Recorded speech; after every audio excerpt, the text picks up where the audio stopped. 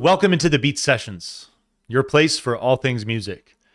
I'm your host, Mitchell Weary. Let's talk about this fresh drop from the suit. Cranberry Suit have released their first full-length album entitled Nomad, and they did that on March 7th. Very excited to finally be able to talk about this record, and I want to lead this thing off by thanking my good friend and lead guitarist and songwriter Mike Lars for gifting me an advanced copy. This disc has taken many turns around the table in the last month or so, and I've enjoyed sharing it with as many people as I possibly could in that time frame.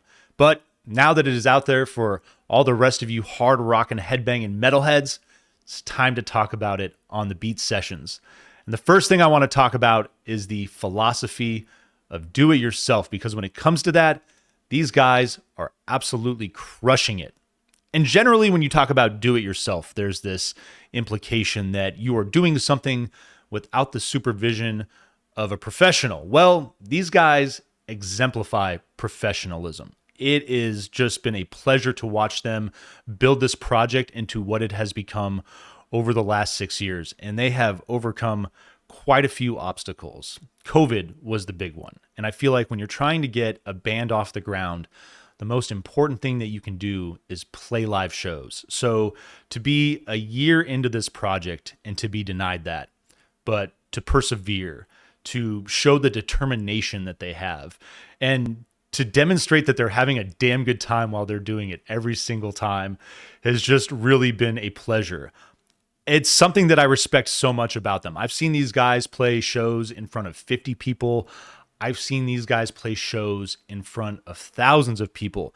And every single time they bring the same energy, the same thunder. There is no compromise with their stage show. And so after all of this time, they put out an EP back in 2022. But to finally have a full-length album and to finally see all that passion and all that drive that they've poured into all of those shows over the year, to be able to experience that on a studio record really is, it's just really special. And if you're not familiar with this band, I really would encourage you to check them all out. They have a marvelous blend of just hard rock and roll and metal to their sound. Definitely a lot of grunge driving their sound as well. Talking about Mike, the dude can shred. I've known him for about 10 years. I remember meeting him at a local bar probably about a decade ago. And, you know, you meet lots of people that say they play an instrument. And so, I mean, obviously the conversation comes up. We lead our friendship off talking about music. And, you know, like I remember the first time he invited me to a show and I was like, yeah, man, I'm definitely down to go check you out. And Mike is larger than life. Like, he is a big dude. His presence on stage is, I mean, there are very few people, in my opinion, that I've seen locally, that I've seen nationally that can rival it. He's one of those cats that the moment that he picks up that axe, he just absorbs all of your attention. And the dude can shred. The guitar work on this record is super fun. And talking about all those different sounds that drive hard rock, that drive metal. I mean, you hear bands like Black Sabbath, Judas Priest in their sound. I think of Iron Maiden, you know, getting into the 80s a little bit, but I mean, there's definitely elements of like Motley Crue to their sound as far as sonically. I think, even a band like Van Halen, there's definitely a drive there. I know Mike loves Eddie.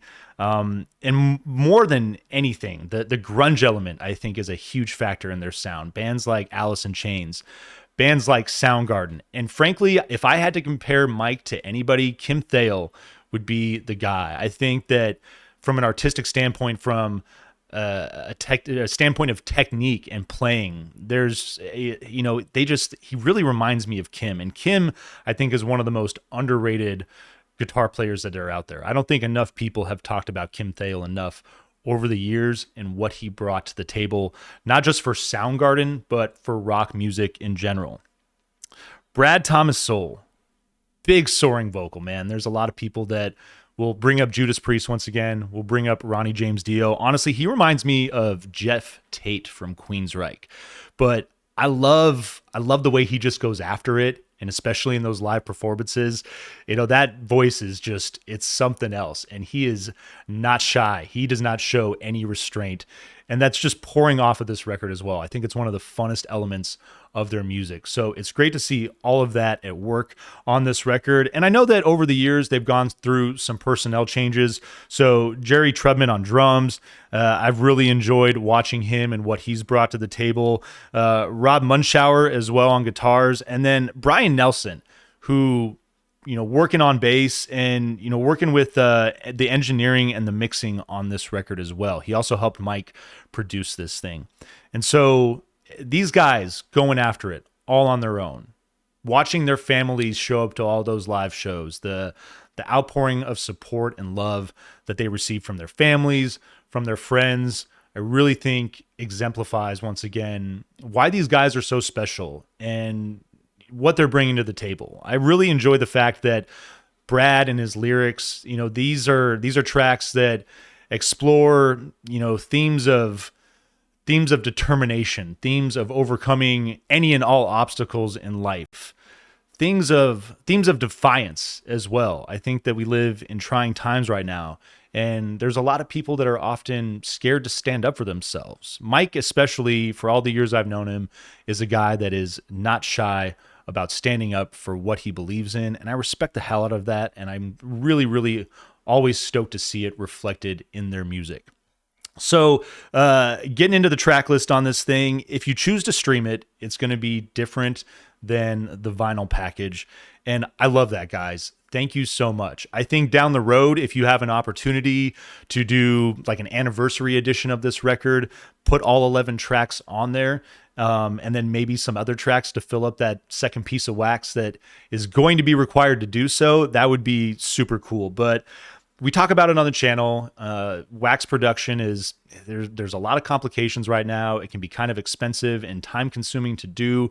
And so I really appreciate the fact that these guys kept the vinyl package just to one disc, that one contained experience, took advantage of the streaming platform and mixed up the tracks a little bit and added a few songs. And so I will get into the streaming track list here in just a second, but the vinyl package, I should say both packages are going to open up with No Rest for the Wicked, kind of just a signature song for these guys.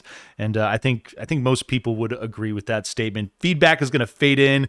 Got a big cymbal count to usher in a great opening riff from Mike. I really love this riff, dude. It's just a lot of fun. I like the kind of like airiness, the heroicness to it. It's a riff that just takes off the moment that you hear it.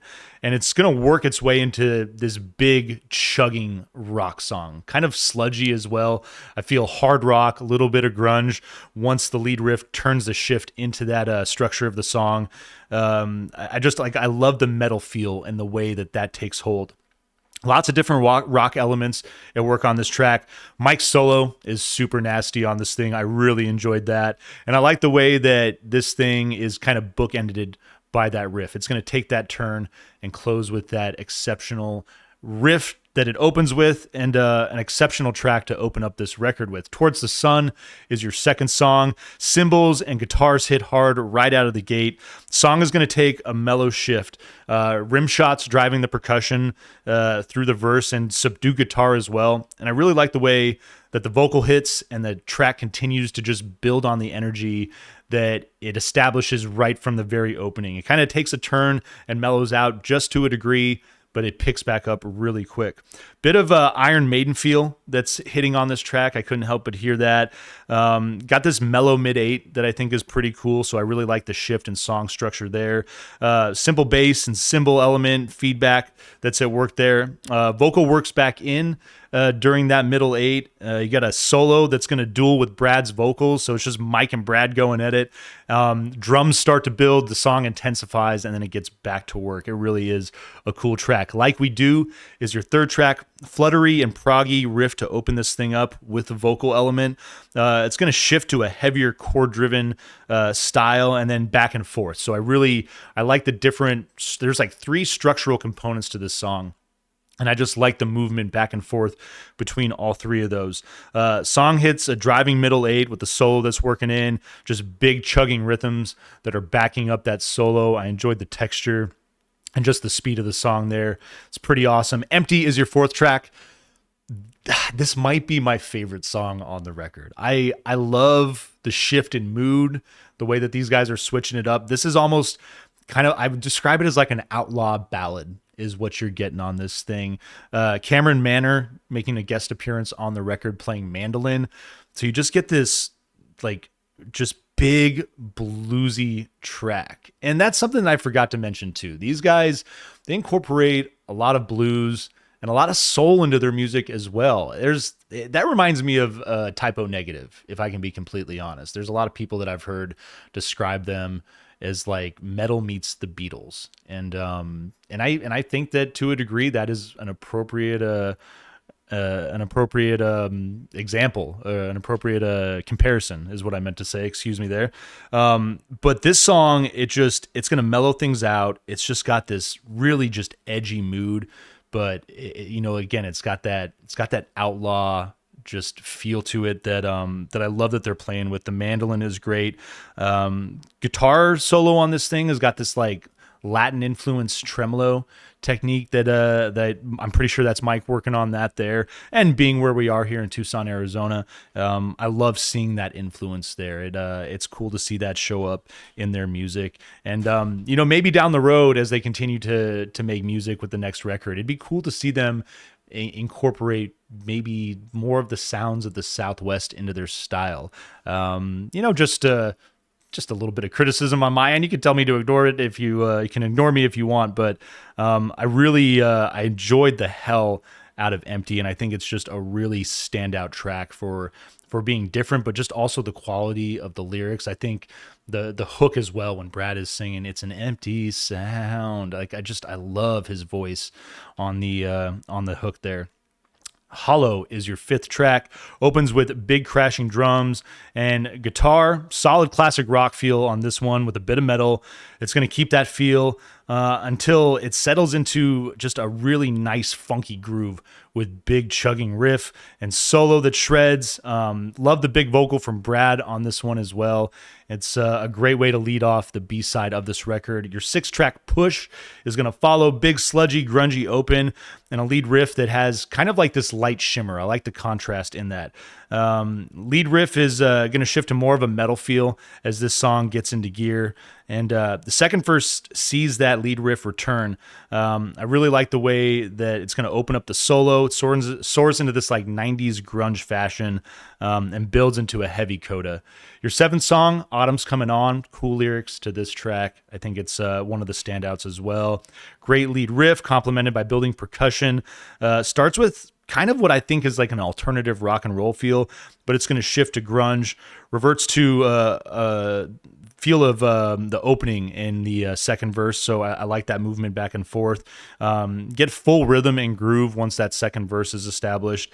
And then the solo is going to be backed by the feel of the verses as well. So just great movement in that track. Once again, something that I really feel that they're crushing it on this record. That Something is your penultimate track. Your 8th song's got feedback that's going to fade into a metal track. Played with, it kind of like feels a little subdued, and I like that. I like when bands hit hard, but then they bring tracks to the table where they show a little restraint. This feels like one of those songs. Vocal's going to lead the way, just blowing the lid off the verses, and just a nice hard rockin' track. And then this thing closes with Game of Illusion. Your final song has got this wavy riff with a light tone that's going to open with the vocal. Song hits and with a really hard rock and roll flair. Second verse works with the lead riff, more textures that are going to work in there. Shifts to a really heavy feel in the bridge, I feel, on this song. Just a big chugging riff that leads to that solo. And I love that. I love that about their sound. Just these big, groovy, chugging riffs that, I mean, honestly, it's like you can dance to this stuff. It is, there's no question that when you see them live, the dance shoes, wear them, get them going. Real quick, though, the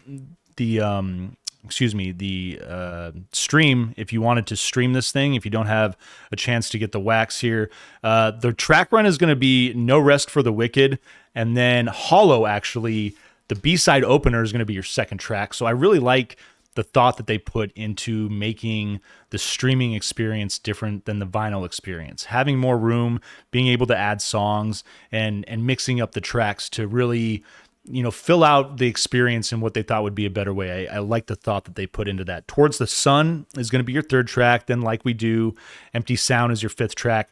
Push is going to be your sixth track.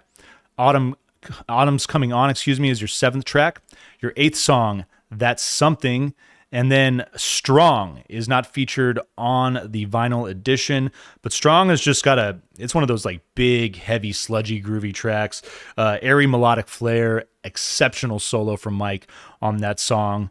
Game of Illusion will be the penultimate track. And then On the Run, which is also not featured on the vinyl edition, is going to close out the streaming edition. And that's just a big, driving, groovy, hard rocking song as well. I would recommend definitely listening to both. If you have the ability to buy this piece of wax, kudos to you guys. I think the production sounds great. You did a marvelous job, all five of you working together on this thing. This album deserves to blow up. You guys deserve to be talked about.